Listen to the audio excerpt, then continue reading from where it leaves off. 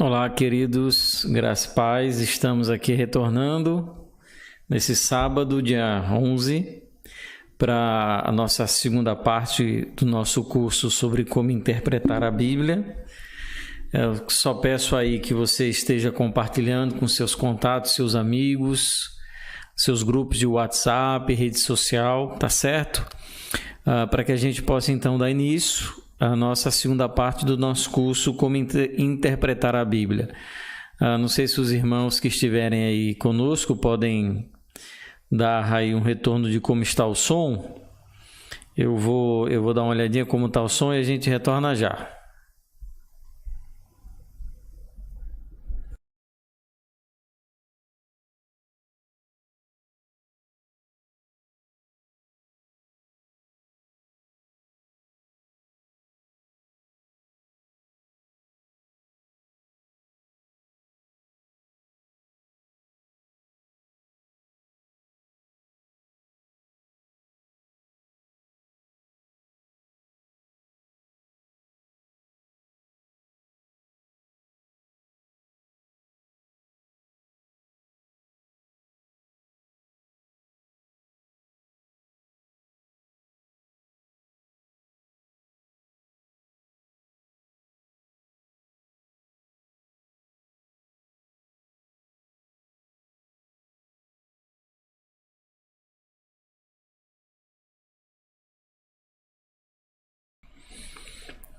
Pronto, queridos, eu dou uma verificada aqui, o som está tudo ok, então nós podemos dar início ao nosso curso. Na verdade é um curso introdutório sobre hermenêutica, né? E nós estamos estudando as principais regras de como interpretar a Escritura.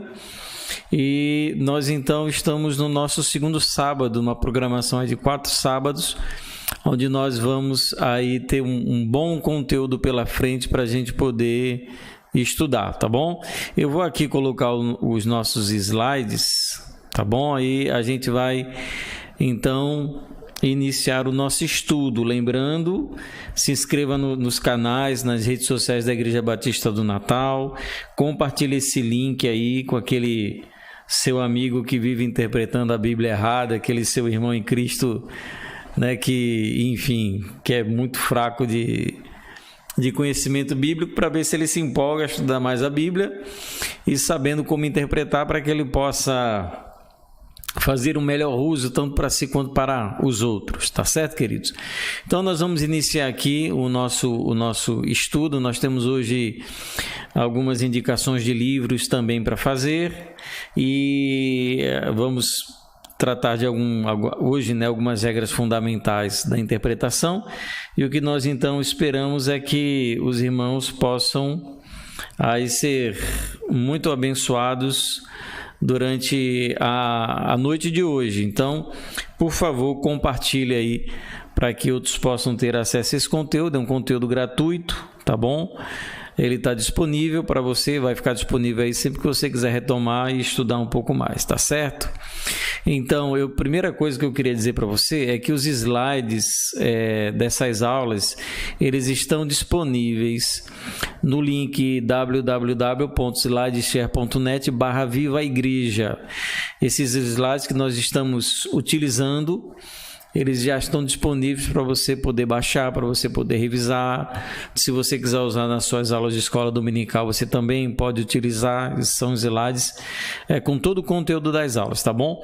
E também a gente pede já que você se inscreva nos canais da Igreja Batista do Natal. Para quem não sabe, a Igreja Batista do Natal é uma igreja que fica na rua Mossoró, número 403, aqui no bairro de Petrópolis, no município de Natal. Se você quiser, faça uma visita a gente. Nossos cultos são aos domingos de 10 horas da manhã e às 18 horas. Você com certeza aí será bem-vindo e terá aí uma palavra edificante para a sua vida. Então se inscreva também nos canais da Igreja Batista do Natal, YouTube, Facebook, Instagram, estamos por lá compartilhando esses e demais conteúdos. Então vamos lá à nossa aula.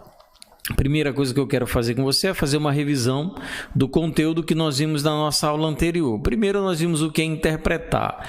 Nós vimos, né, que todas as pessoas interpretam, nós estamos constantemente interpretando a nossa realidade. Quando nós lemos qualquer texto, quando lemos placa de trânsito, quando lemos o semblante das pessoas, estamos interpretando essas informações. De igual maneira também a Bíblia, ela precisa ser interpretada, né? Então, nós vimos o que é hermenêutica, é uma ciência que tem como fundamento, tem como propósito estudar a Escritura com base em algumas leis, alguns princípios assim bem importantes, para que a gente não possa fugir do significado daquilo que diz a Escritura. Então, nós vimos que hermenêutica significa interpretar, por isso esse é um curso de como interpretar a Bíblia. Nós vimos a necessidade da hermenêutica, porque é importante você interpretar bem a Escritura, né? Você tanto não ser conduzido ao erro, à falta de conhecimento, ao equívoco doutrinário, ao equívoco bíblico, tanto pelo seu próprio entendimento quanto pelo entendimento dos outros. A gente às vezes acaba sendo conduzido e levado por pastores, pregadores, religiosos, que não tem fundamento bíblico, e nós acabamos então sendo influenciados, escravizados, cooptados, sequestrados por essas pessoas que, usando mal o conhecimento bíblico, acabam então nos conduzindo para um tipo de espiritualidade ou de religiosidade que não é a bíblica. Então, a necessidade da hermenêutica, você se protege, mas também você pode utilizar a hermenêutica para proteger quem está do seu lado, proteger a sua família, proteger os seus irmãos em Cristo, para que nem você nem os outros sejam alvos, né, de maus pregadores, de maus exegetas, de pessoas às vezes até mal intencionadas, né? A hermenêutica é uma disciplina que às vezes os pastores não gostam muito de ensinar, porque quando as pessoas começam a entender como se interpreta a Bíblia, elas começam a ficar um pouco mais criteriosas, né? E aquela pregação meia torta, esquisita do pastor não vai colar como ele queria que colasse. Nós vimos também a falta que a boa hermenêutica bíblica faz, o problema que gera quando nós temos tanto pastores quanto ovelhas que não sabem interpretar a Bíblia, acarreta uma série de problemas, desde o surgimento de heresias, surgimento de seitas, quando existem expectativas erradas no que diz a palavra, nós acabamos deixando de viver o que realmente é importante e vivemos coisas que nós não deveremos viver, e por aí vai. Nós vimos também os pressupostos da hermenêutica bíblica, né? Vimos que a hermenêutica bíblica parte do pressuposto de quem Deus é, do que é a Bíblia, de quem é o homem e de qual o propósito do estudo da Escritura. Nós vimos isso também na aula anterior e vimos um assunto muito importante, quais são as lacunas preenchidas pela hermenêutica, que são a lacuna temporal, a lacuna geográfica, a lacuna cultural, a lacuna linguística e a lacuna teológica. E também nós tivemos uma parte bem interessante, que foi, né, nós estudamos aí os erros comuns ao se interpretar a Bíblia. Muitos erros, né? Erro que não leva em consideração a intenção do autor original, erros que envolvem a descontextualização, espiritualização e tantos outros erros que hoje são muito comuns de serem praticados, né? Porque por pessoas que não têm um critério mais definido sobre como interpretar a Bíblia. Eu queria também recomendar um estudo complementar para vocês, né? Para vocês se aprofundarem, porque esse curso é um curso introdutório, ele não tem condições de se aprofundar em muitos temas. Então, alguns a gente deixa aqui como proposta para que vocês então possam estudar a parte, como um tema interessante, que é o tema da alegorese. Quando você começa a estudar a história da interpretação, a história da hermenêutica, você vai chegar num momento aí dos pais da igreja e também do surgimento daquilo que viria a ser a Igreja Católica, em que se entende que a Bíblia tem um sentido mais profundo daquele que está no texto, né? Então eles começam a fazer a tal da alegoria, e essa alegoria tinha um método que era o método chamado de alegorese. Você pode se aprofundar nesse tema. Um outro tema também, duas escolas importantes em se tratando de interpretação, era a escola de Alexandria e a escola de Antioquia. Então, é um outro tema que você também pode se aprofundar, um tema bem interessante, inclusive. Um outro tema que eu recomendaria para complementar o seu conhecimento era estudar a crítica da fonte e a crítica da forma. A crítica da fonte deu origem àquilo que a gente chama de teologia liberal, e a crítica da forma, ela trabalha com o texto para entender, para recuperar o sentido original do autor, né? Então, nós temos essas duas críticas que você também pode estudar. Você pode estudar o método histórico crítico, que mais uma vez também deu origem aí aos teólogos liberais, né, que não acreditam que a Bíblia é a palavra de Deus. E você pode estudar o método histórico crítico. Pode estudar o liberalismo teológico, que veio também nesse processo hermenêutico, né, nesse abandono do chamado método histórico-gramatical, e optando pelo método histórico crítico, então dando origem ao liberalismo teológico. E você pode estudar o método que, pelo menos as igrejas ortodoxas, as igrejas comprometidas com a Escritura, utilizam no processo hermenêutico, que é o chamado método histórico textual. Tá certo? Eu também recomendo alguns livros para vocês, né? Nós não tivemos condições, e nem o faremos nesse curso, nós não tivemos condições de trabalhar sobre a história da interpretação, que é um tema interessante, importante, mas nós optamos, né, por não trazer esse assunto por uma questão de tempo. Eu recomendo para vocês aí o livro A Bíblia e seus Intérpretes, uma breve história da interpretação, do pastor Augusto Nicodemos Lopes, um livro muito bom, eu recomendo, da editora Cultura Cristã. Um outro livro que eu recomendo também, assim, em termos de introdução, é um livro excelente, que é do Lund e do P.C. Nelson, que é o livro Hermenêutica, Princípios de Interpretação das Sagradas Escrituras, da editora Vida. É um livro muito antigo, é um livro clássico, né? E não pode faltar na biblioteca de todo aquele que quer aprender um pouco de hermenêutica. Tá bom? Aí ele vai apresentar para nós essas regras fundamentais, inclusive algumas nós veremos hoje. Outro livro importante também que você pode ter na sua biblioteca e estudar é esse livro chamado Os Perigos da Interpretação Bíblica, do D.A. Carson, editora Vida Nova. Esse livro ele foi editado antigamente com o nome A Exegese e Suas Falácias. Por quê? Os perigos de interpretação, ou os erros de interpretação que ele vai apresentar, são erros que vão dizer mais respeito à exegese, que a gente não vai falar sobre o processo de exegese agora, mas a exegese está dentro da hermenêutica, né? Faz parte do processo de interpretação, mas alguns perigos eles lidam diretamente, por exemplo, com o texto original, com o texto grego, com o uso de palavras, descontextualização de palavras, enfim.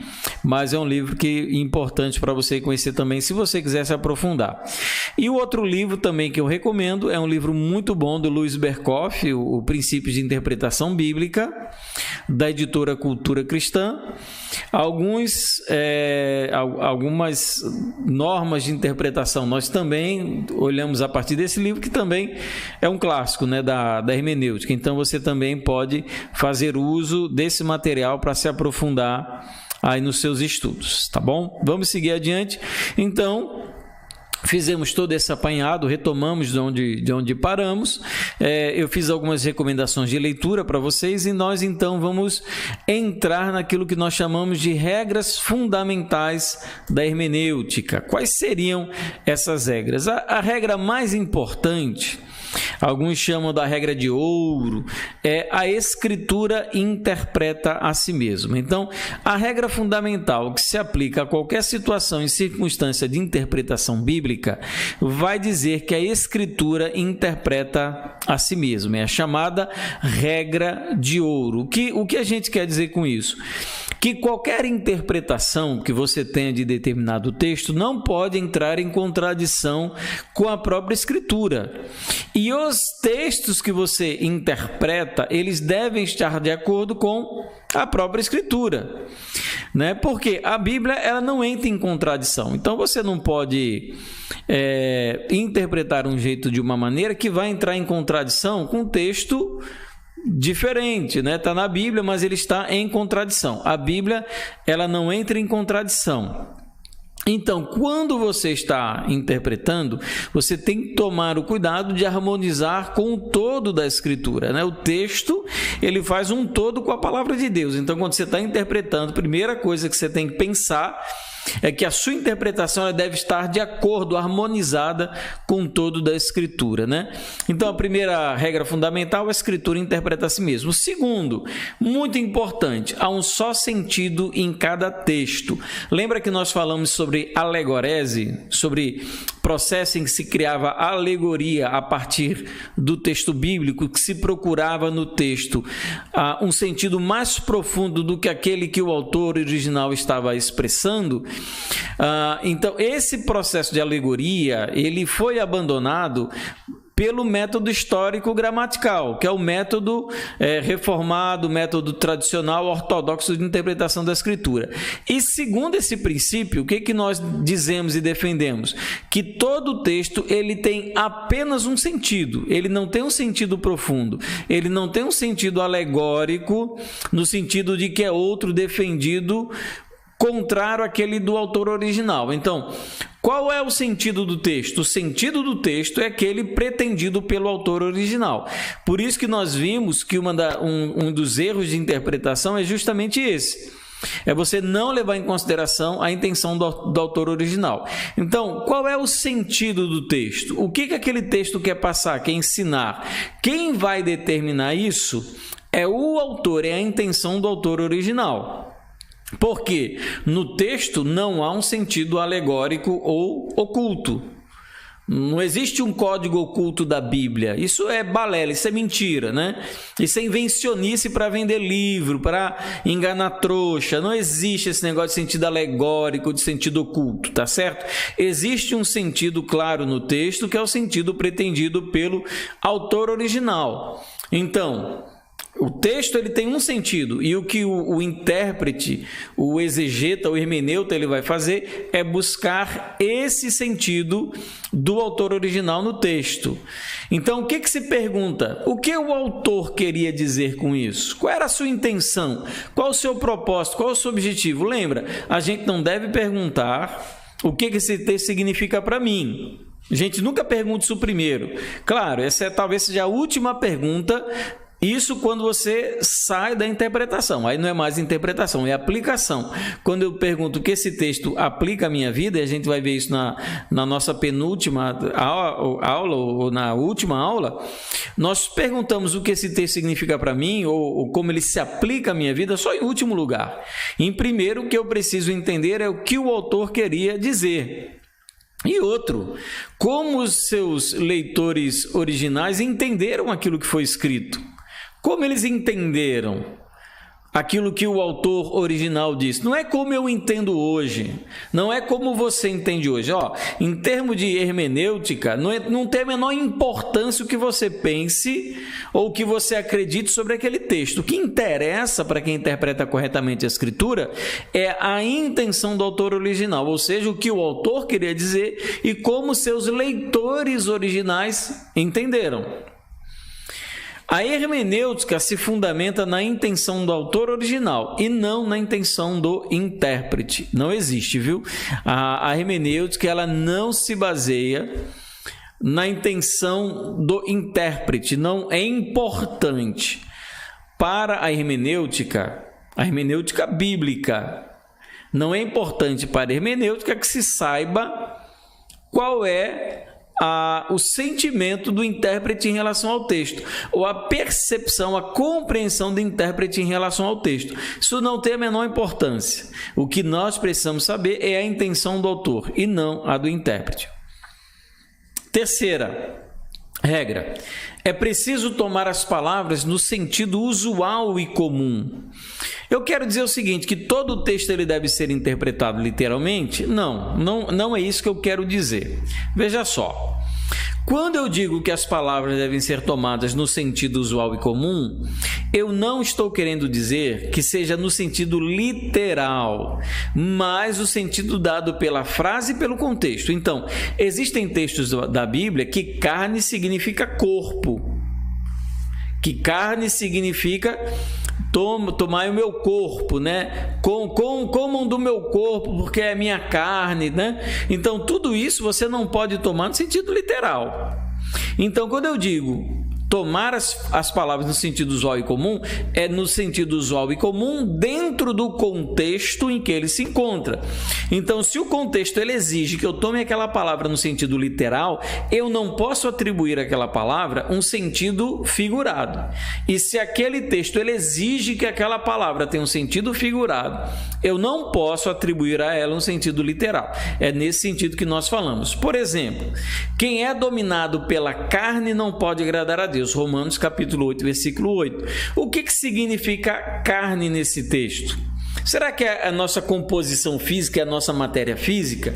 A intenção de Paulo a escrever esse texto era que os leitores eles entendessem carne aí no sentido literal ou era no sentido figurado? Levítico capítulo 9, versículo 11. A carne e o couro, porém, queimou fora do acampamento. Carne aí, o autor, né, Moisés, quando escreve Levítico, ele quer que os judeus que estão peregrinando pela terra, né, que estão ainda para serem introduzidos na terra de Canaã, Moisés ele quer que os homens entendam que carne aqui signifique algum tipo de metáfora? Não, ele quer que a pessoa entenda no sentido literal. Então, a carne e o couro queimou fora do acampamento. Então, é no sentido literal. Então, você precisa avaliar isso dentro do contexto. Então, para que você possa aplicar bem essa regra de tomar as palavras no sentido usual e comum, você deve levar em consideração o gênero linguístico e figura de linguagem. A gente vai ver alguns gêneros linguísticos, né? Provavelmente amanhã, ou até amanhã não, no sábado que vem, ou até no último sábado, nós vamos ver alguns gêneros linguísticos da Escritura e talvez hoje a gente já consiga entrar na questão de figura de linguagem. Então a gente tem que levar em consideração qual é o tipo de texto que é. É um texto alegórico? É um texto literal? É uma poesia?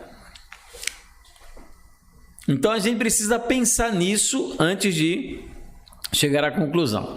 4.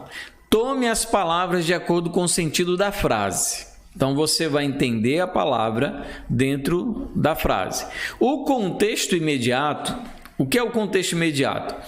Contexto imediato é aquilo que vem imediatamente antes e depois do texto que nós estamos estudando.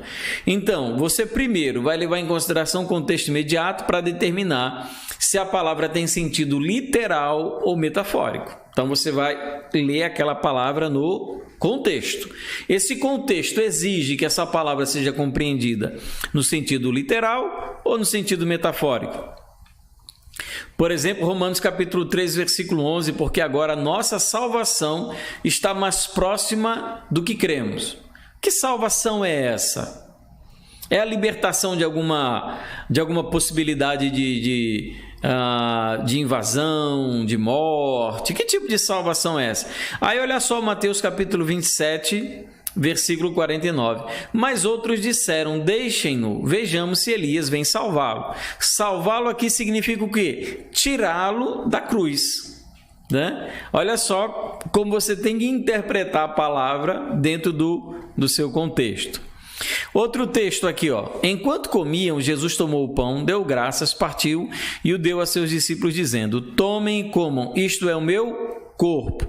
Corpo aí em Mateus 26, 26. Você tem que entender literalmente ou você vai entender ele metaforicamente.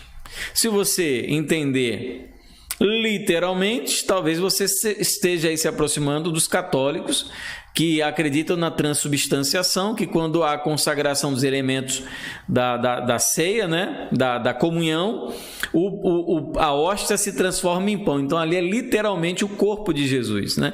Mas nós não somos católicos, somos evangélicos, então entendemos que corpo aqui tem um sentido figurado. Outra regra, Tome as palavras de acordo com o contexto.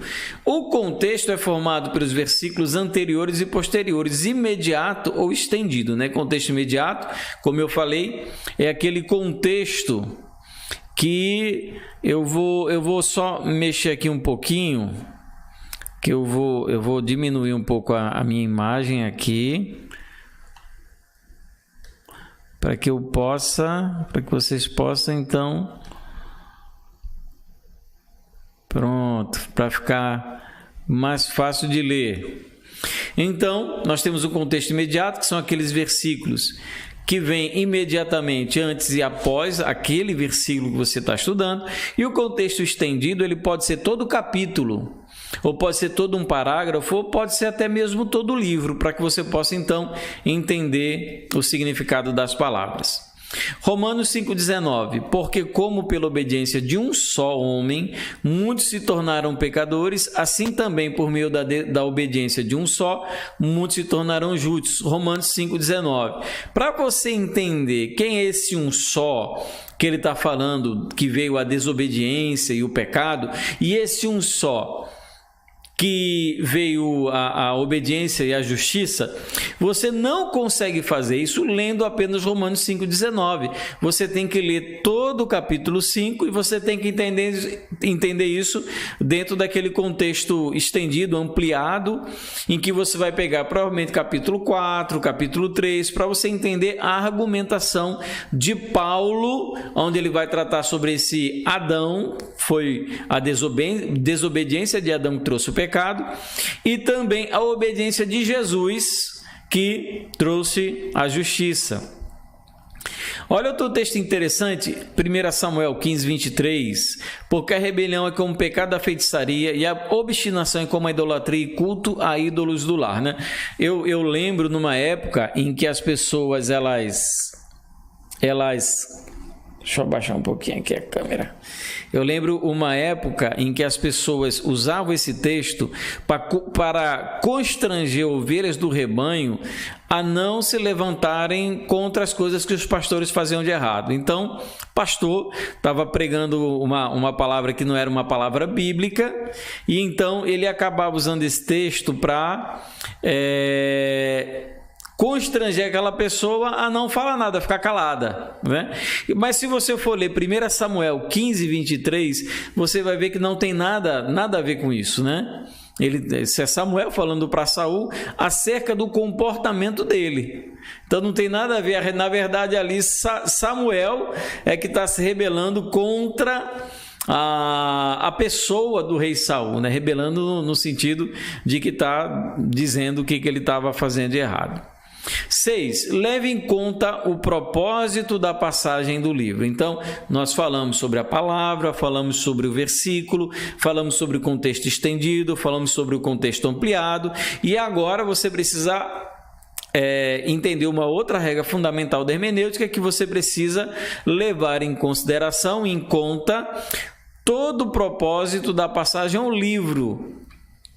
Se você, por exemplo, for estudar Mateus, Marcos e Lucas, que são os evangelhos sinóticos, você vai se perguntar, mas por que eles escrevem de uma maneira muito similar? Eles escrevem de uma maneira muito similar, por isso o nome sinótico, mas eles escrevem com um propósito diferente. Mateus escreve com um propósito, Marcos com um propósito, Lucas com outro propósito. João, ele escreve com um propósito tão distinto que o evangelho dele é bem diferente dos demais. Então, você vai estudar o texto, vai estudar uma passagem, você precisa saber o que diz toda aquela passagem, qual é o propósito da passagem ou do livro, né? A razão descrita da passagem ou do livro inteiro ajudam a esclarecer pontos obscuros. Então, se você se debruçar sobre por que aquele autor escreveu aquilo, qual a razão dele ter introduzido aquele parágrafo naquele momento do texto, o que ele queria dizer com isso, qual era o propósito. Então, você entendendo isso dentro do todo, você consegue muitas vezes esclarecer alguns pontos que até então são pontos obscuros. Um exemplo, 1 João capítulo 4, versículo 2. Vocês podem reconhecer o Espírito de Deus deste modo: todo espírito que confessa que Jesus Cristo veio em carne procede de Deus. Olha como isso é interessante, né? Eu conheci alguns irmãos, principalmente irmãos de origem neopentecostal, pentecostal, que eles faziam como, né? Quando estavam diante de uma situação em que tinha uma pessoa possessa por um espírito maligno, e eles queriam saber se era possessão, se não era. Eles diziam: olha, confessa que Jesus Cristo veio em carne, confessa que Jesus Cristo veio em carne. Então eles achavam que esse espírito aí é o espírito maligno, é o diabo. Mas se você for ver 1 João, não só o capítulo 4, mas todo o livro de João, você vai entender o propósito de João ter escrito para quem ele escreveu e as razões pelas quais a sua primeira epístola foi escrita. O livro de 1 João foi escrito para combater falsos ensinos, dentre eles o gnosticismo. O gnosticismo, ele afirmava que toda matéria era má. Por isso, eles negavam a encarnação de Jesus. Então, Jesus ele não possuía carne. Então, eles negavam a humanidade de Jesus. Então, o que João está ensinando é o seguinte: quando chegar alguém na igreja, algum mestre, algum missionário, algum pregador na igreja, o que vocês vão fazer? Antes de vocês abrirem as portas, antes de vocês disponibilizarem o púlpito, antes de vocês ofertarem para essa pessoa, vocês vão perguntar para essa pessoa se Jesus vem em carne, porque se ela negar que Jesus vem em carne, você não pode receber essa pessoa, porque ela não traz o ensino bíblico. Então a gente evita esse erro de ficar conversando com o diabo, e o diabo vai dizer: claro, eu sei que Jesus vem em carne, né? Ele estava lá, inclusive, ele viu a encarnação, ele foi testemunha dos eventos.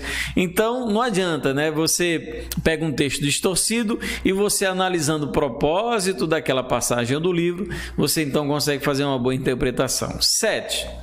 É necessário consultar as passagens paralelas. Isso é importante, né?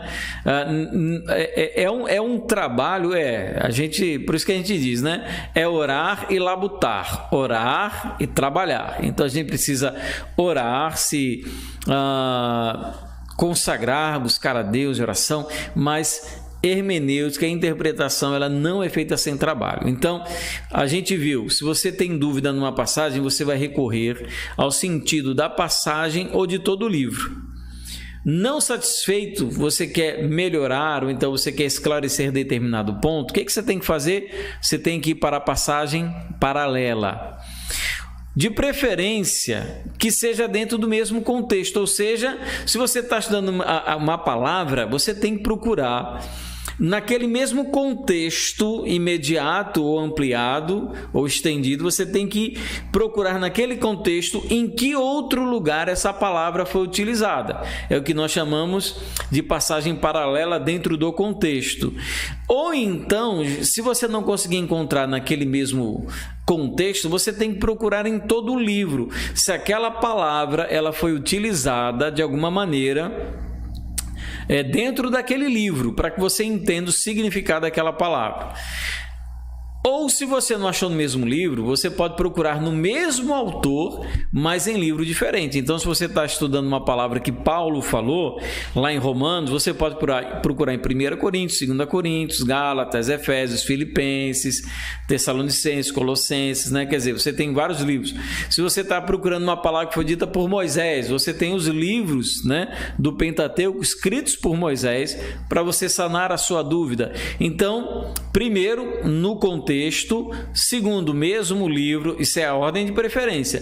Mesmo autor em livro diferente, não achou, o que você vai procurar? Um autor diferente, mas no mesmo contexto. Então, você vai procurar como outro autor, naquela exata circunstância e situação, fez uso dessa palavra. Isso então pode lhe esclarecer.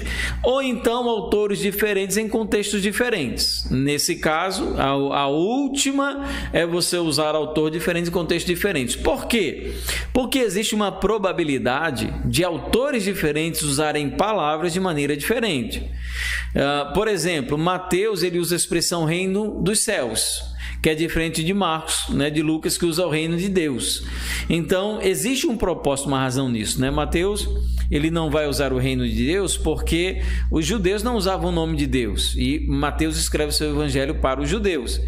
Então, você precisa primeiro procurar no contexto do mesmo livro, mesmo autor, mas em livro diferente, autor diferente no mesmo contexto ou autor diferente em contexto diferente. No último lugar, tá certo? E os paralelos, né, que nós estamos falando de paralelos, passagens paralelas, elas podem ser de 3 tipos. Nós temos os paralelos de palavras, os paralelos de ideias e os paralelos de ensinos gerais. Nós vamos falar sobre todos eles. Primeiro, falar sobre paralelos de palavras. Por exemplo, por isso digo, vivam no Espírito e de modo nenhum satisfarão os desejos da carne. Eu quero saber qual o sentido dessa palavra carne. É o quê? É física? É isso aqui? O que significa carne? Carne é aquela natureza carnal, é o pecado, é a carnalidade. O que isso significa em Gálatas 5,16? O que eu vou tentar fazer? Eu vou tentar achar no contexto ou dentro do mesmo livro para ver se essa palavra é utilizada mais uma vez. Então nós vamos chegar, olha só, no próprio contexto, aonde Gálatas 5,19 diz: ora, as obras da carne são manifestas: imoralidade sexual, impureza e libertinagem. Então você vê que aqui já existe um aprofundamento que tinha em Gálatas 5,16, um aprofundamento para Gálatas 5,19, onde está me explicando o sentido da palavra carne. Então, carne aí não é estrutura física humana, carne aí ele está fazendo referência à natureza pecaminosa. Então, você vê como eu consegui ampliar o meu entendimento de uma palavra dentro do mesmo contexto. Então, nós clarificamos o sentido da palavra dentro do mesmo contexto, né? E vamos falar então agora outro exemplo interessante, ainda em paralelo de palavras. Pois os que em Cristo foram batizados, de Cristo se revestiram. Então eu quero saber o sentido do que é se revestir. Aonde é que eu vou achar isso daí? Olha só, eu estou achando, Gálatas 3,27 é um texto do apóstolo Paulo, né?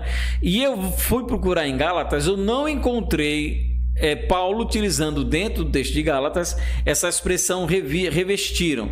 Então eu fui dentro do mesmo autor procurar um sentido que estivesse um contexto semelhante.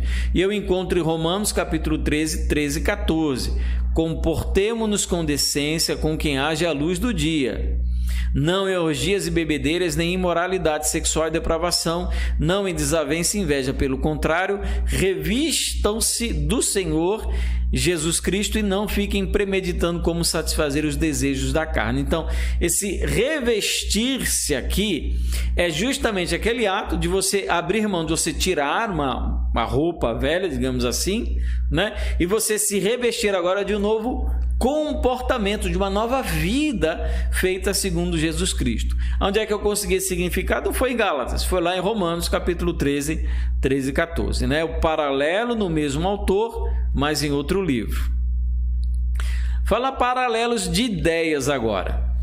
Às vezes é preciso compreender a passagem não pela palavra, mas pela ideia transmitida. Às vezes a dúvida não diz respeito a uma palavra, mas a uma ideia que está sendo transmitida por aquele texto. Olha só esse exemplo aqui que eu vou dar para vocês. Portanto, que todos nos considerem como servos de Cristo e encarregados dos mistérios de Deus. 1 Coríntios, capítulo 4, versículo 1. Então, eu quero entender o significado dessa palavra mistério. E eu vou procurar, dentro do mesmo texto de Paulo, né, do mesmo livro, em 1 Coríntios, capítulo 15, versículo 51. Eis que lhes digo um mistério. Nem todos dormiremos, mas todos seremos transformados. Me ajudou? Não ajudou. Eu não consegui entender que mistério é esse que Paulo está dizendo. Eu fui dentro do próprio texto. O que eu preciso então? Entender como essa ideia de mistério é tratada por Paulo ou por outro autor, de preferência Paulo, em outro texto. Então, olha só, nos textos de 1 Coríntios 4:1 e 1 Coríntios 15:51, temos a palavra mistério utilizada pelo mesmo autor no mesmo livro, mas com sentidos aparentemente diferentes.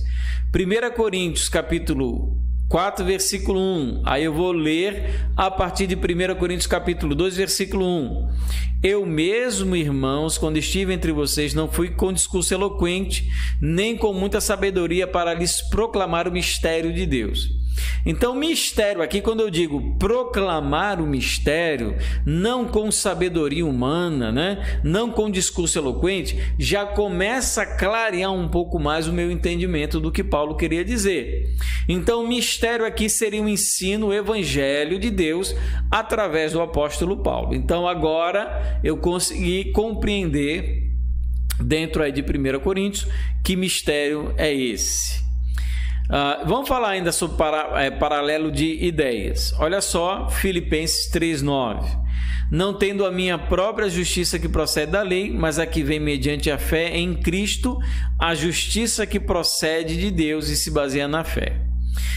Nós queremos entender que tipo de justiça é essa. Que justiça? Justiça própria que procede da lei, justiça que procede de Deus se baseia na fé. O que Paulo quer dizer com esse em Filipenses capítulo 3, versículo 9?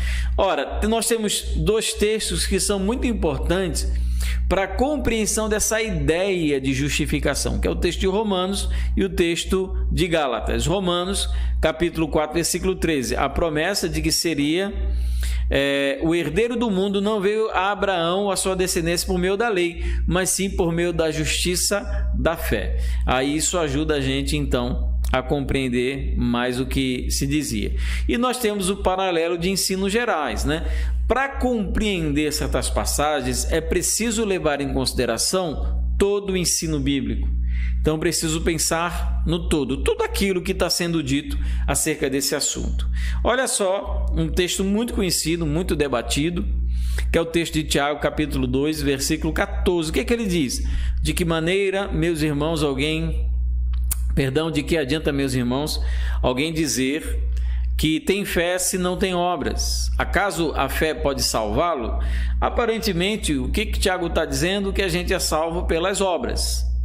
Aparentemente é isso, mas é isso que o texto está querendo dizer. Ora, você precisa dar uma boa estudada no texto de Tiago, no propósito de Tiago ter escrito a epístola, mas também nos ajuda Romanos 11:6. E se é pela graça, já não é pelas obras. Se fosse a graça, já não seria...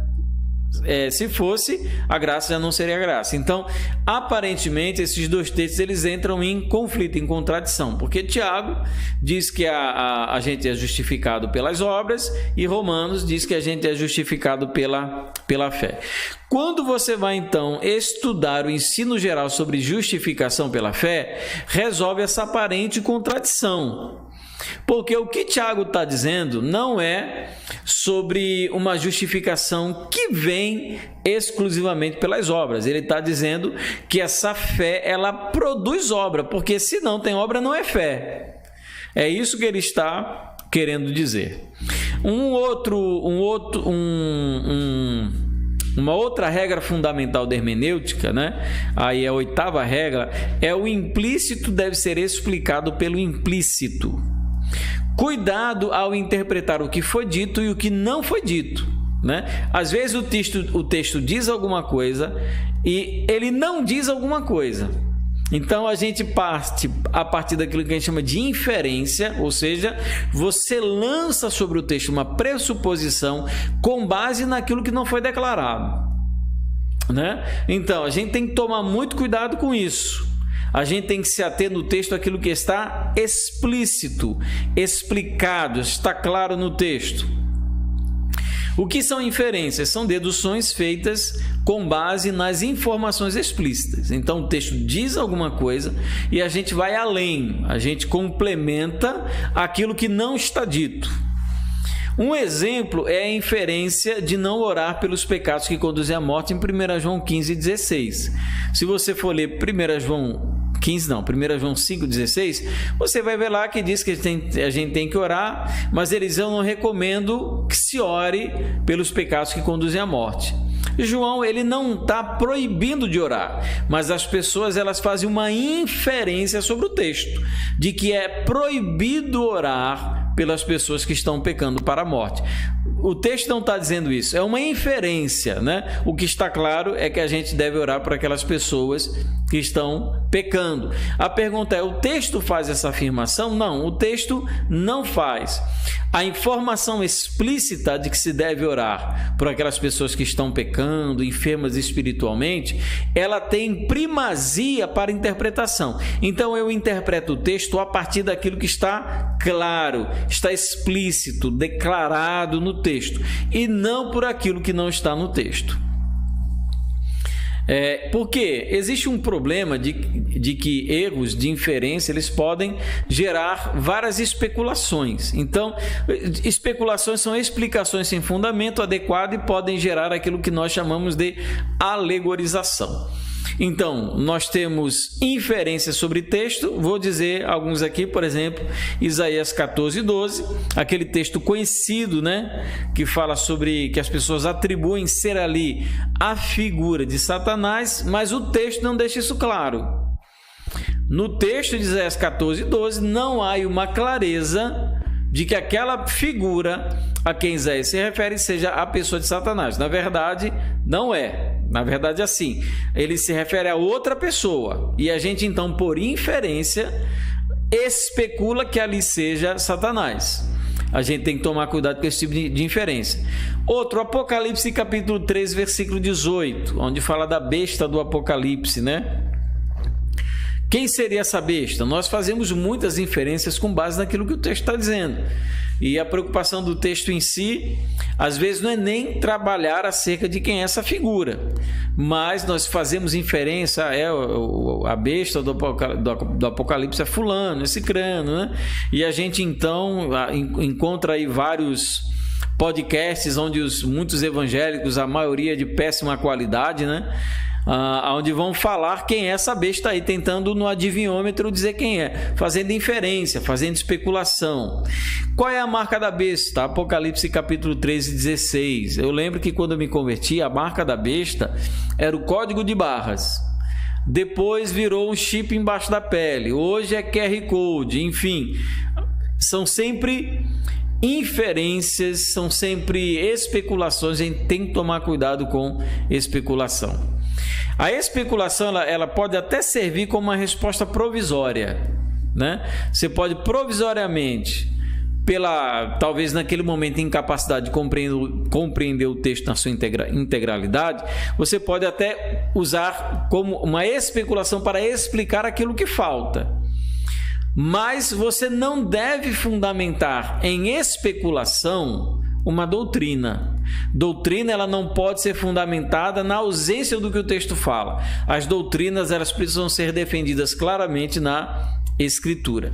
E se a gente não encontra amparo bíblico, a especulação ela deve ser descartada, né? Foi legal, foi bonito enquanto durou, foi lindo esse relacionamento, mas chega um momento que você tem que descartar aí a especulação, tá bom? E agora então vamos continuar falando sobre as regras fundamentais. Lembrando, você parte da palavra você estuda a frase, da frase você estuda o contexto, do contexto você parte do estudo do livro, no livro você vai procurar quais são os paralelos que existem naquela palavra e por fim você vai levar em consideração toda a escritura. Você pode fazer essa direção: palavra, frase, contexto, livro, paralelos e escritura, tá bom? Vamos entrar agora no assunto de hermenêutica geral. Nós partimos aí, estamos deixando para trás as regras fundamentais da hermenêutica e vamos entrar um pouquinho no assunto da hermenêutica geral, regras que se aplicam a todo tipo de texto bíblico. certo? Olha só que imagem curiosa que eu vou mostrar para vocês aí. Nesta quinta-feira, na terapia do amor, venha lavar os olhos com as águas consagradas para ver em sua vida todos os seus sonhos realizados. E disse Jesus, tem sempre texto bíblico, né? Vai, lava-te no tanque de Siloé, que quer dizer enviado. Ele foi, lavou-se e voltou vendo. Então, eles vão usar esse texto bíblico para defender aí uma prática que nada tem de bíblica, né? Outro, domingo pela transformação familiar, o batismo de seus familiares pela fé. Olha que absurdo, né? Para gente que é batista, então, você vai, olha só, traga uma peça de roupa do seu familiar aqui dentro para determinarmos a transformação, exclusivamente 7 horas da manhã, tá certo? Então, você vai batizar pela fé. Olha só que coisa profundamente antibíblica, né? Mas vamos lá, olha outra aí. Domingo do cessar de lágrimas. E Deus lhes enxugará dos olhos toda lágrima. Apocalipse 7:17. Eles só adiantaram um pouco, só adiantaram, anteciparam um pouco a aplicação do texto, né? De fato, isso vai acontecer, mas por ocasião da vinda do Senhor, né? Eles adiantaram um pouquinho aí. Corrente da troca dos anjos. Então vi descer do céu um anjo, tinha na mão a chave do abismo e uma grande corrente. Ele segurou o dragão, a antiga serpente, que é o diabo, Satanás, e o prendeu por 1000 anos. Apocalipse capítulo 20, versículo 1 e 2. Então, eles já vão fazer isso desde agora, não vão esperar chegar o milênio. Estão ansiosos para prender o Satanás, né? O diabo. Claro, traga uma peça de roupa do seu familiar, traga dinheiro e tudo mais, né? Enfim, olha essa frase que eu extraí do site do Ministério Internacional da Restauração, né? Que trabalha com G12, né? Do René Terranova. Toda casa precisa ser legitimada, pois quando legitimamos, bloqueamos a ação do anjo do mal. Deus diz que só há uma forma de ser bloqueada a ação do anjo da morte e da maldição, de tirar o pranto e a dor, ungir a casa. Êxodo 12, 12, 13. Êxodo 12, 12, 13 não diz isso não. Pode ler lá que não fala isso. Os atos proféticos, que são coisas que não existem, né? Aqui é a minha observação pessoal, viu? Limpam os céus da nossa geografia. E esta é a unção territorial, uma autorização. Nós dizemos aos anjos que eles estão autorizados a cuidar da nossa casa, e isso é uma ação profética da autoridade que abre portas inimagináveis. Muitos verão o inimaginável de Deus com portas abertas, porque toda a nossa família viverá o novo do eterno. Olha a quantidade de bobagem, de besteira, de má interpretação em tão poucas linhas, né? Como alguém pode interpretar a escritura de maneira tão ruim em tão poucas linhas? Então, meu irmão, não seja alvo desses enganadores, né? Que vêm com o propósito de ludibriar você e distorcer a palavra do Senhor. Então vamos lá. A hermenêutica geral, ela se ocupa com a interpretação de qualquer texto bíblico, porque existe um tipo de hermenêutica que nós chamamos de hermenêutica especial, que ela vai trabalhar com gêneros literários específicos. A hermenêutica geral, ela vai se ocupar com a interpretação de qualquer texto bíblico. Então, todo o texto bíblico, até esses que nós vamos ver dentro da hermenêutica especial, eles precisam antes passar pela hermenêutica geral. Então, vai interpretar qualquer texto bíblico. E a hermenêutica geral, ela é dividida em 3 tipos de análises, que sejam elas: análise histórico-cultural e contextual, análise léxico-sintática e análise teológica.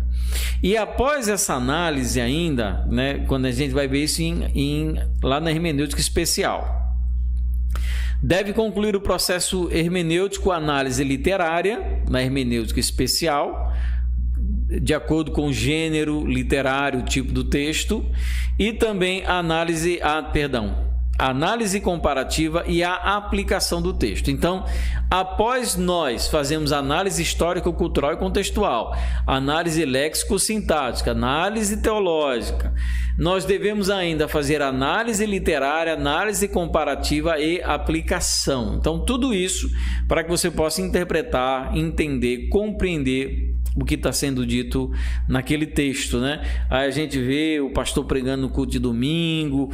Ah, meu Deus, isso é muito fácil, ser pastor é muito fácil, pregar a palavra. Você vê todo o processo que a gente faz para compreender aquilo que a gente vai ensinar na igreja.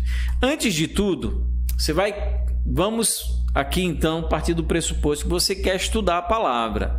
Então, para estudar a palavra, primeira coisa que eu recomendo para você, escolha a versão ou versões que você vai utilizar para estudar.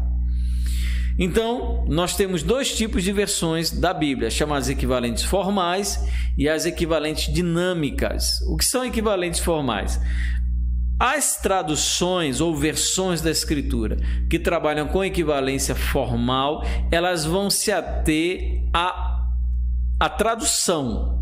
Então eles vão pegar a palavra do texto original, grego, hebraico, e eles vão traduzir a palavra para o português. E a equivalência dinâmica, ela vai fazer o quê? Ela vai tentar trazer o sentido da palavra do texto original, mas tentando dar a ela um sentido compreensível para a nossa atualidade. Então, nós temos equivalência formal e equivalência dinâmica. Uma muito conhecida de equivalência formal é a Revista Corrigida, né? Que para mim é uma péssima tradução. É muito complexa, muito complicada de você entender, enfim. E duas que eu recomendo, né?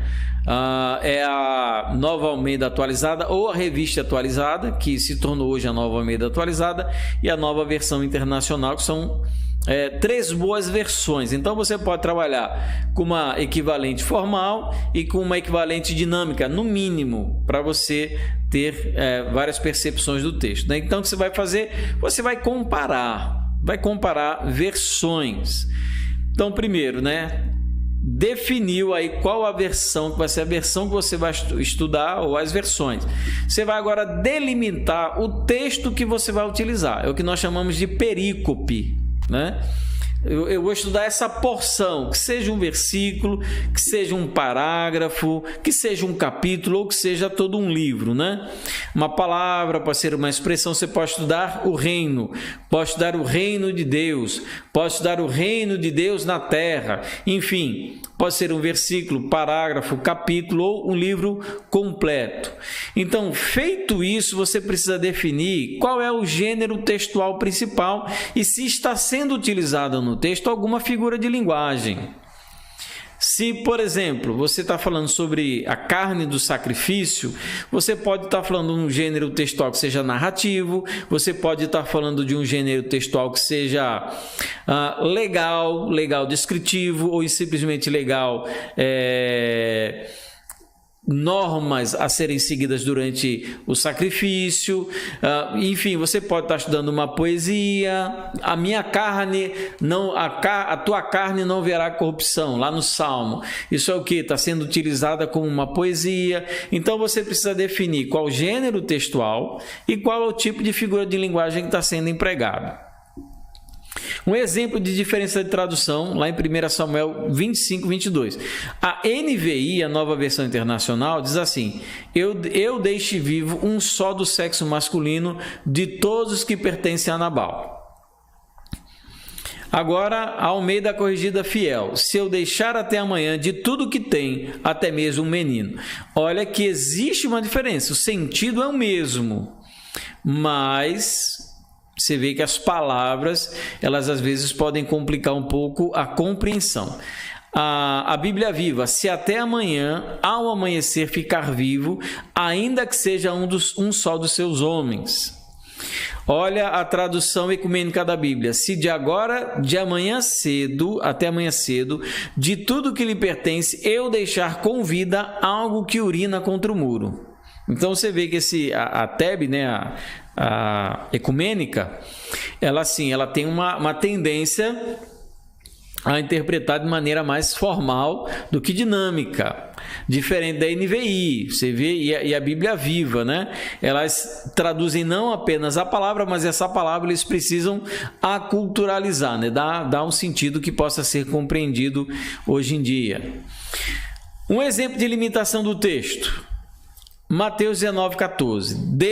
Então disse Jesus: deixem vir a mim as crianças e não as impeçam, pois o reino dos céus pertence aos que são semelhantes a elas. Mateus 19,14. O que você quer estudar desse texto? Né? Você quer estudar a ideia central do versículo? O que o versículo quer passar? Qual o ensinamento? Você quer estudar a palavra reino? Você quer estudar a expressão reino dos céus? Você quer estudar as crianças e o reino? Quer dizer, você vê que só em um versículo você tem várias possibilidades de estudar, de se ater, e a partir então desse estudo você pode ter um desdobramento aí dentro do próprio Evangelho de Mateus acerca de outros assuntos. Então é como se fosse assim: palavra, o que você vai estudar? O reino. Qual é a expressão que você poderia estudar? O reino dos céus. Qual o contexto em que se encontra essa expressão? Mateus 19, 1 a 12, Mateus 19, 15 a 30, ou seja, é o contexto que a gente chama de contexto imediato. Nós temos o livro, que é o estudo do reino dos céus no livro de Mateus. Nós temos os paralelos aí em Marcos 10, 15, Lucas 18, 17, João 3, 5. É interessante que às vezes, né, em algumas Bíblias, eles já mostram os textos correlatos. Então você pode, a partir dos textos correlatos, daquelas notas de rodapé nas Bíblias e Bíblias de estudo, você pode então ver aonde esse texto aparece em outro lugar da Escritura. Ou então você pode utilizar toda a Escritura e então estudar a teologia do reino. Olha só como você já teria, a partir de um versículo, toda a possibilidade de fazer um estudo profundo acerca das Escrituras. Ou você poderia fazer o contrário. Você poderia falar da teologia do reino, ver os paralelos, estudar o reino dos céus em Mateus, ver aquele versículo, o seu contexto, e por aí você então vai se aprofundando na palavra. Você pode fazer tanto da palavra para o geral, quanto do geral até chegar na palavra. Então vamos lá. Vamos falar da primeira análise que é feita quando você está estudando um texto bíblico, que é a análise histórico-cultural e contextual. Como o próprio nome fala, o que a gente estuda nessa análise? História, cultura e contexto. O que a gente faz durante o processo de análise histórico-cultural e contextual? A gente vai analisar o contexto geral no qual a passagem se encontra. Mas esse contexto geral aqui não é só o contexto no sentido do texto em si, tá bom?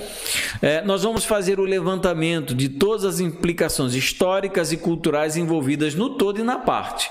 Então, a primeira coisa, qual é a história que está envolvida nessa passagem? Ou nesse livro, ou nesses destinatários.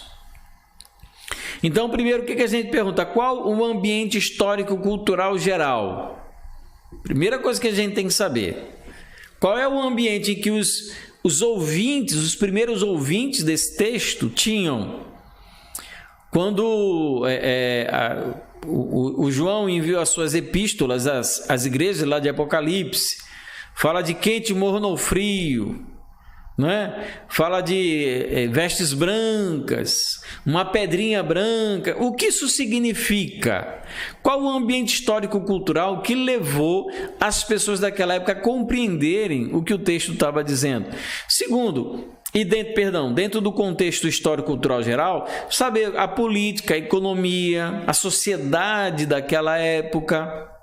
Nós sabemos, tem muitos textos que vão falar sobre aspectos políticos e a gente precisa entender. Por exemplo, falar sobre a história de Jesus em Mateus, Marcos e Lucas e João, a gente não pode fazer isso sem entender o aspecto político das ocupações romanas, o desenvolvimento, por exemplo,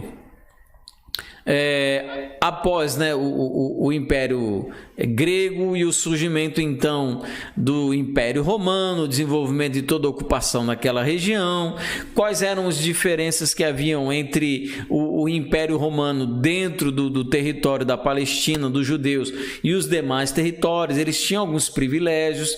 Então, algumas coisas nós precisamos saber em termos de política, economia e sociedade. Por que a Bíblia fala sobre a respiga, né? Sobre os agricultores, os segadores, eles não colherem tudo das espigas e nem voltar atrás, eles só podiam passar uma vez no campo. Por que isso? Então, tudo isso a gente vai saber através do estudo da política, da economia e da sociedade. Quais são os costumes e a cultura daquela sociedade que nós estamos estudando, né? Você vai ver o livro de Ruth, vai falar sobre vários aspectos culturais, alguns costumes muito importantes. Quando Boaz, ele vai pedir a mão de Ruth, né? Ele vai querer casar com Ruth e vai antes falar com um parente mais próximo dela, eles trocam a sandália, né? Ele dá uma sandália. Por que isso? Porque isso é feito na porta da cidade. Então, tudo isso é o quê? É costume e cultura que nós precisamos saber para entender e interpretar o texto bíblico. Qual a situação espiritual daquelas pessoas? Como é que eles estavam? Estavam bem com Deus? Estavam afastados de Deus? Estavam na idolatria? Estavam adorando a deuses pagãos? Qual era a situação espiritual daquelas pessoas? Quais eram as práticas religiosas? A gente sabe muitas vezes em relação a uma prática religiosa dos judeus, principalmente que diz respeito à lei mosaica sobre os sacrifícios, mas das demais nações. Qual era a prática religiosa delas? A prática religiosa dos samaritanos, como era? Aquele discurso, aquela conversa de Jesus com a mulher no poço, onde ela fala sobre adoração, onde ele fala sobre de onde viria o Messias. Da onde vem essa expectativa essa expectativa messiânica que ela tinha? Então, toda essa questão da religiosidade é importante para nós conhecermos. E quais os antecedentes históricos, né, que envolvem aquela passagem? Né? Você vai falar, por exemplo, do livro de Reis. O livro de Reis, ele não é um livro formado por pessoas que não têm absolutamente nenhuma relação. Ele é um livro escrito que trata acerca da história, então sempre tem um antes, não é? É interessante você ler, por exemplo, no livro de Juízes, que fala que cada um fazia segundo o que achava melhor no seu coração. Qual é o sentido disso? Um período em que não haviam reis, haviam apenas juízes. Então, tudo isso é importante na nossa análise histórico-cultural e contextual. Uma outra coisa que nós temos que perguntar também é qual o ambiente histórico-cultural específico daquela passagem que nós estamos estudando. Quer dizer, quem escreveu, quem foi o autor? Foi Paulo? Foi Moisés? Foi Isaías? Foi Jeremias? Né? Foi Tiago, foi João, foi Mateus, Marcos. Qual era, então, quem foi o autor desse texto? Segundo, quando ele escreveu? Tanto a data quanto a circunstância. Por exemplo, tem epístolas que foram escritas por Paulo na prisão.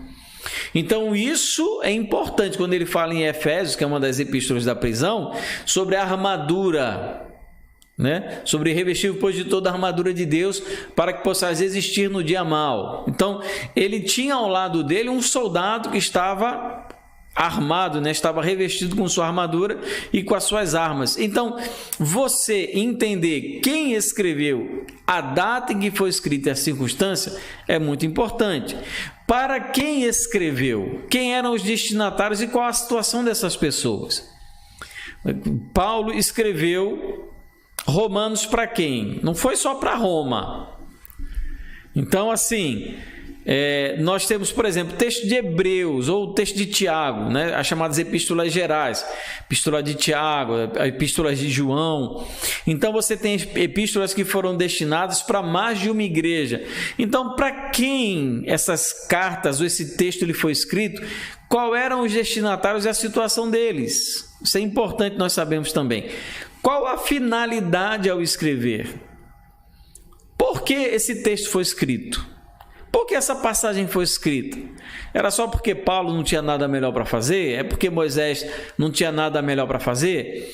Mas qual foi a finalidade em ter escrito aquilo? E aquilo não é a epístola como um todo, mas aquela passagem em si. Quais eram os problemas? Existem elogios? Existem desafios, recomendações que são dadas?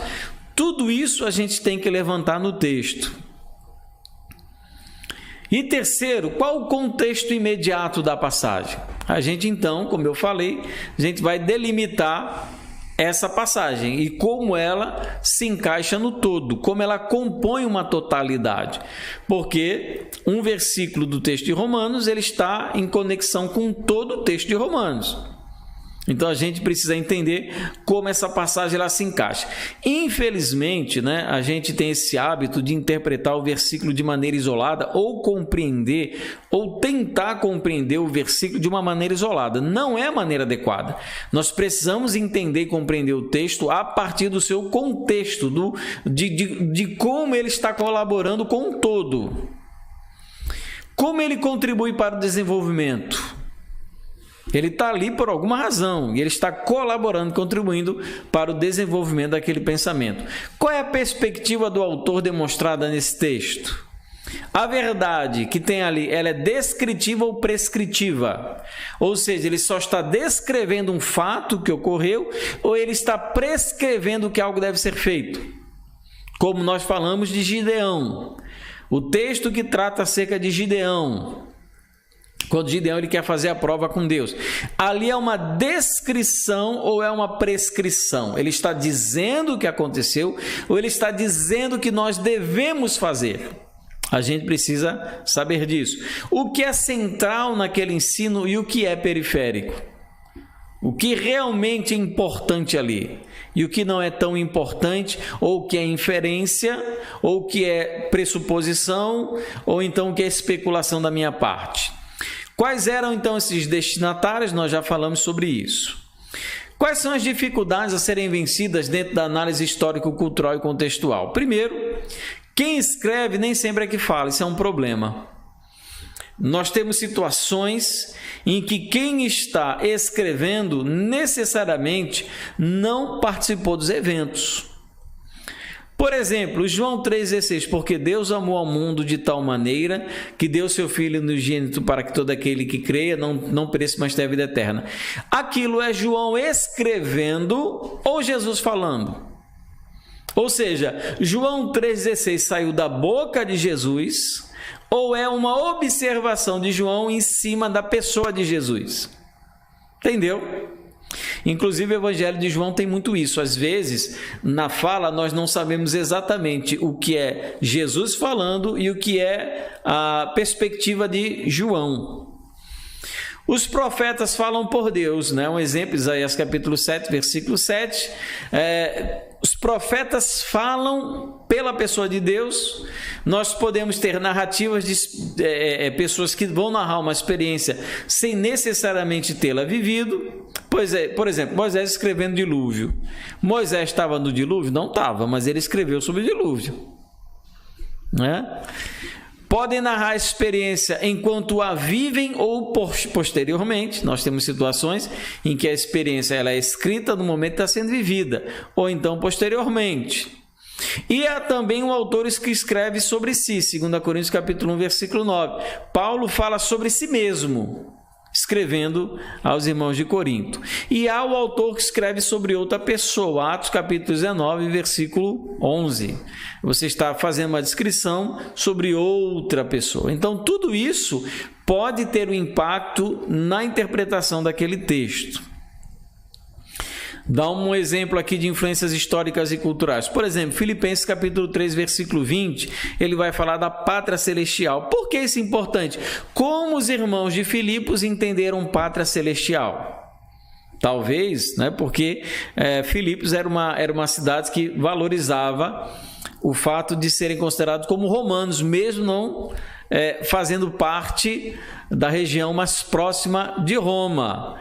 Então eles consideravam, tinham em alto apreço o fato deles serem considerados como cidadãos romanos. Nós temos em Ruth 4:1 a importância da porta da cidade, porque os julgamentos e os negócios eram realizados na porta da cidade. Algo importante a saber. 2 Reis capítulo 2, versículo 9 é citada a porção dobrada do Espírito. O que é isso? Uma porção dobrada? É duplo poder? É uma confirmação de que ele teria essa autoridade? 2 Coríntios 2,14, a condução em triunfo. O que é essa condução em triunfo? Isso tem a ver com o sucesso das batalhas que os romanos empreendiam contra os outros povos. Então, quer dizer, você precisa entender a cultura daquela época e como isso acontecia. Romanos 16, o beijo santo, né? Ainda é preciso que a gente se beije no rosto, como fazem, por exemplo, a Congregação Cristã do Brasil.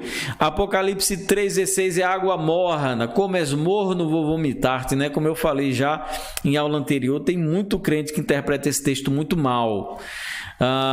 E diz, não, você pode ser crente ou pode ser incrédulo, você só não pode ser um crente mais ou menos, um crente frio, né? Um crente morno, né? Em cima do muro. O texto não diz nada disso, né? Interpretação completamente equivocada.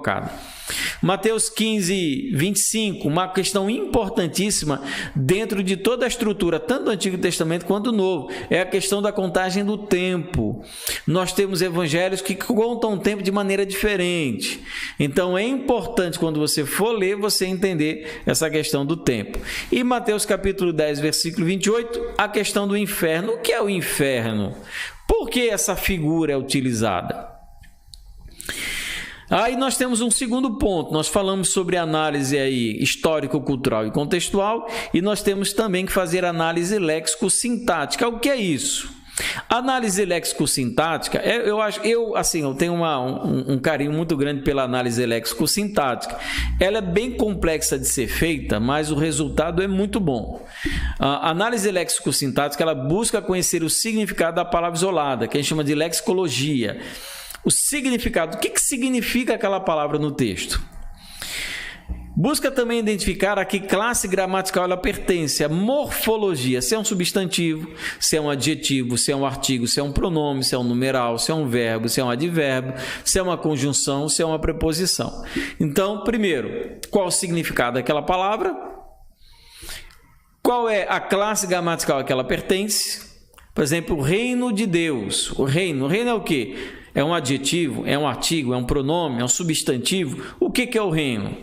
E também a função e a relação entre as palavras e as orações, que a gente chama de sintaxe, né? Então, a análise léxico-sintática, ela busca conhecer o significado da palavra isolada, a lexicologia, a morfologia e a sintaxe das palavras. O objetivo é descobrir o sentido da palavra dentro daquele contexto.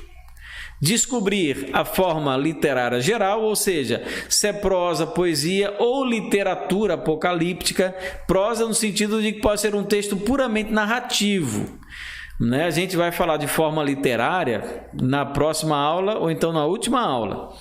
Mas, primeiro, o objetivo é descobrir qual a forma literária geral. Segundo, analisar o sentido da palavra dentro do contexto, porque, lembra, tudo vai nos conduzir para o sentido da palavra dentro do contexto. Eu não posso tomar a palavra no sentido e tomá-la de maneira isolada. Eu preciso analisar dentro do contexto. Terceiro, perceber as divisões naturais do texto e da argumentação do autor. Quando eu estou fazendo análise léxico-sintática, eu estou também percebendo as divisões naturais do texto, assim como qualquer carta que a gente escreve. Existe aquele momento que a gente faz a saudação, tem o desenvolvimento, tem a conclusão. Dentro, redação para quem faz o Enem, tem todas essas divisões, onde você tem a argumentação, a mesma coisa na interpretação bíblica.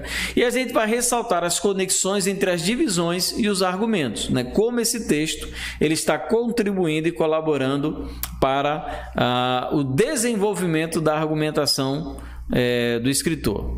E analisar as palavras sintaticamente. Vou dar um exemplo aqui de dois sentidos de uma palavra, né? Nós temos o sentido denotativo, que é o sentido literal, e nós temos o sentido conotativo, que é o chamado sentido figurado. Olha o sentido literal. Então o sacerdote ungido trará o sangue do novilho à tenda da revelação. Levítico 4,16. A palavra, para fazer sentido, ela deve ser aí tomada como literal. Já essa palavra aqui em Mateus 27, 25. E todo o povo respondeu: o seu sangue cai sobre nós e sobre os nossos filhos.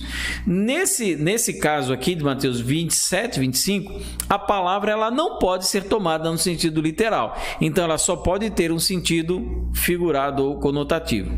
É o que nós chamamos de polissemia, né? As palavras têm a capacidade de ter vários sentidos diferentes. Por exemplo, carne, ela tem vários sentidos, se você ler esses textos aí. Espírito, também ela possui vários sentidos.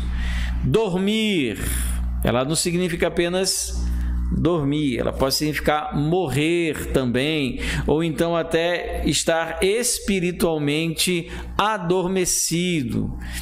Alimento, também tem a palavra que tem vários sentidos. Morte tem muitos sentidos, né? Como nós sabemos, primeira morte, né? Morte espiritual, morte física, segunda morte, né? Cálice tem vários sentidos, né? Então tem um cálice, tomem do meu cálice, bebam, mas também o cálice é um símbolo da ira de Deus, então é outra palavra também bem polissêmica que tem vários sentidos. Cães, ela pode também ter vários sentidos. Serpente também, sede simples como pombas e prudente como serpentes, né? Serpente aqui já não pode ser tomada no sentido literal, ali é uma comparação, né? E uma outra questão importante dentro da análise léxico-sintática é você entender o uso dos conectivos. Os conectivos, eles podem ser de várias classes, né? Podem ser conjunções, preposições, locuções conjuntivas, locuções preposicionais, advérbios e locuções adverbiais. Esses conectivos, eles são fundamentais na construção de qualquer texto, né? Porque, primeiro, eles mantêm um texto coeso, o texto unido, une as partes, os argumentos. Segundo, eles são essenciais no processo de argumentação do autor e eles vão provocar efeitos nas frases, como vocês vão ver. E os conectivos, eles podem indicar relação de causalidade, condicionalidade, temporalidade, finalidade, alternância, conformidade, complementação, delimitação, adição, oposição, explicação, conclusão, comparação e proporção. Você olhando essa quantidade de palavras, você fica pensando assim, né? Quando o pastor prega, ensina alguma coisa, né? Claro, depois de fazer que você pode pregar sem não estudar nada, né?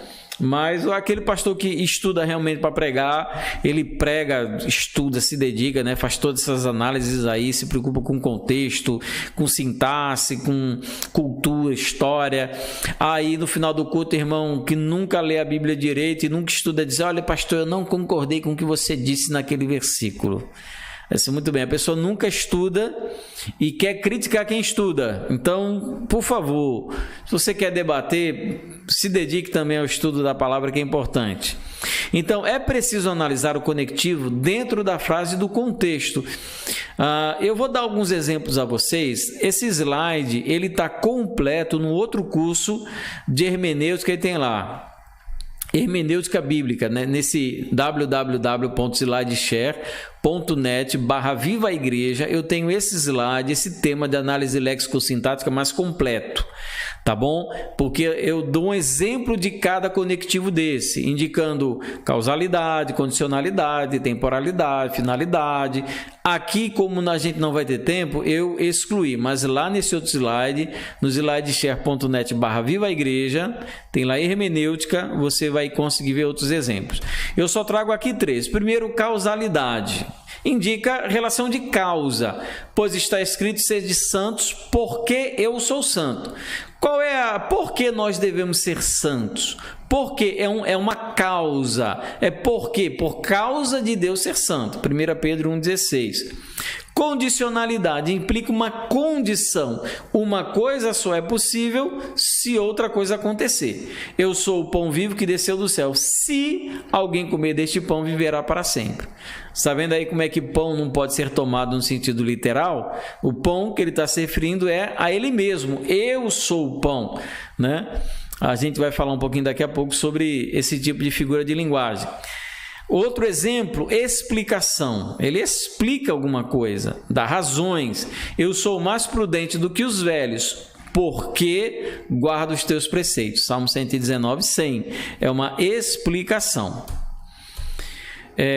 Sugestões de passos para essa análise léxico-sintática. Primeiro, estabeleça o parágrafo, a perícope, tá bom? O que você vai estudar? Onde começa e onde termina o pensamento da argumentação. O importante é você não quebrar a argumentação no meio. Então, é você pegar um que a gente chama de unidade de sentido. Então, você vai pegar um texto que faça sentido. Você não vai pegar metade da argumentação. Então, você vai pegar um texto como um todo. Avalie o uso de um esboço do livro, né? Alguns comentários e algumas bíblias de estudo trazem um bom esboço, porque a partir do estudo do esboço, lendo o esboço, você vai ver a que parte se refere aquilo que você vai estudar. Então, você vai ter a oportunidade de ver ali todo o parágrafo do texto, né? E este parágrafo, então, será o seu contexto imediato. Então, segundo, estabeleça a perspectiva do autor. Lembra, o que é importante para a gente é entender a intenção do autor original. Ele narra, ele só está narrando, ele está descrevendo alguma coisa? Ele está prescrevendo ou ele está refletindo sobre algo? Então, você tem que estabelecer a perspectiva do autor. Ele participa dos eventos narrados ou ele simplesmente está repetindo algo que ele ouviu, ou algo que ele leu, ou algo que ele conheceu? Terceiro, procure o sentido. Qual o sentido das palavras? É sentido literal ou figurado? É um tipo de figura de linguagem que está ali, a gente vai falar de figura de linguagem. É preciso utilizar paralelos para que eu melhore a minha compreensão do texto? E 4, determine a ideia central. Então, primeiro, nós vimos aí, deixa eu voltar aqui. Primeiro, estabeleça o parágrafo. Segundo, estabeleça a perspectiva do autor. Terceiro, procure saber o sentido das palavras lá no texto, no contexto. Quarto, determine a ideia central do texto. O que é mais importante, né? Qual é a ideia central? O que o autor ele quer passar com aquilo? A gente encontra isso de que maneira? Prestando atenção na repetição de palavras e ideias. Então, quando o autor ele quer falar alguma coisa, ele vai sempre usar repetição, ele vai retomar ideia, ele vai dar determinadas ênfases, vai usar alguns tipos de pronomes. Então, isso vai lhe orientar para descobrir qual é a ideia central daquele texto. Perceba que essa ideia central ela tem conexão com o todo, com o texto ou com o livro. A ideia central ela não pode ser dentro do texto uma ideia à parte, uma ideia sem importância. Então, ideia central ela tem conexão com o todo do livro. Pode ser um desenvolvimento de um pensamento anterior, inclusive. Ele pode estar desenvolvendo o argumento e a ideia central ela tem relação com esse argumento dado anteriormente. E 5, analise os conectivos se houver. Né? Porque esses conectivos, como nós falamos, eles vão estabelecer relações entre as frases, as palavras, as frases e os versículos, né? E vai apresentar através desses conectivos o desenvolvimento do tema. Dificilmente texto não tem conectivo, normalmente tem. E como o texto atual ele contribui para o desenvolvimento do todo. E 6, busque apoio de material especializado. Então, pode ser que para fazer uma análise léxico-sintática, você precise de algum material que possa lhe ajudar.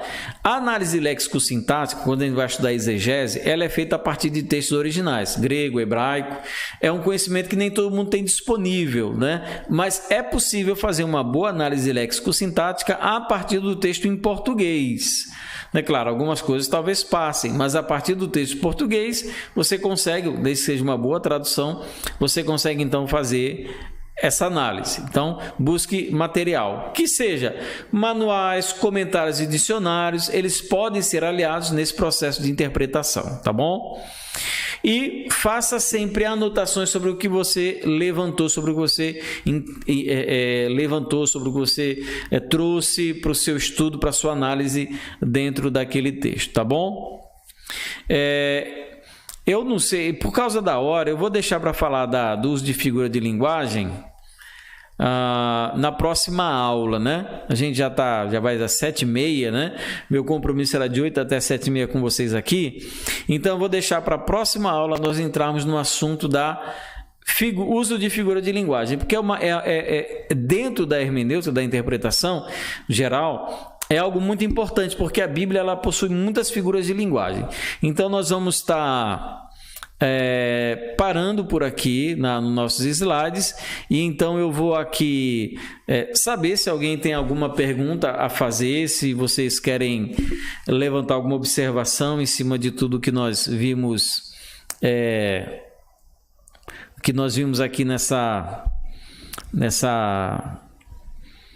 noite. Se vocês quiserem fazer uma pergunta,